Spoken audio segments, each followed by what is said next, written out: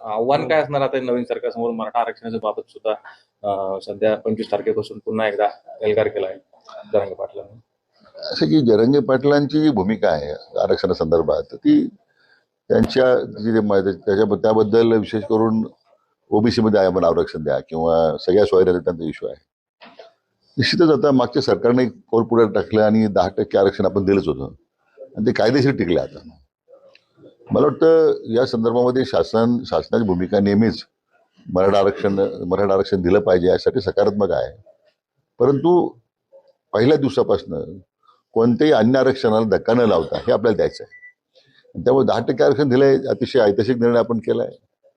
मागच्या सरकारमध्ये मान्य देवेंद्रजी मुख्यमंत्री असताना जे 58 मोर्चे निघाले, काही हुतात्मे झाले, त्याच्याबद्दल अतिशय संयमाने त्यांनी परिस्थिती हाताळली.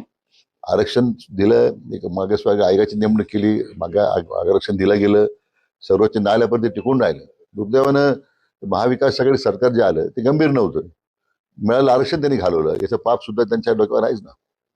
तर मला वाटतं माझ्या निमित्तानं जरांगे पाटलांना एवढीच विनंती आहे की आता आंदोलनाचा मार्ग स्वीकारण्यापेक्षा आता सरकार नव्यानं आलेलं आहे सत्तेमध्ये, एकदा आपण चर्चा करूया, चर्चा करून हा प्रश्न सोडवता येईल. की मला वाटतं जटिल असं नाहीये, पण थोडा नवीन सरकारला वेळ दिला पाहिजे अशी त्यांना आपल्या माध्यमातून मला आवाहन करायचं आहे. कायदा सुव्यवस्थेचे प्रश्न विरोधकांनी अधिवेशनामध्ये देखील मोठी उपस्थिती केली आणि उद्या राहुल गांधी महाराष्ट्राच्या दौऱ्यावर आहे, परभणी या ठिकाणी जाणार, कसं बघतात?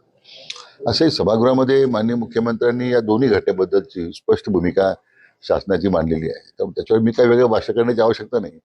परंतु या घटनेचं राजकारण करण्याचं आता काम थांबावं. ज्यांनी अस्तित्व गमावलंय अशा विरोधी पक्षाला काहीतरी संधी पाहिजे आणि ती संधी या निमित्तानं ते शोधताय. त्या घटनेमध्ये वास्तविक घटना दुर्दैवी होत्या, त्याचं कोणी समर्थन करणार नाही. शासन कारवाई करतंय, कारवाईच्या स्पष्ट सूचना माननीय मुख्यमंत्री महोदयांनी दिलेल्या आहेत.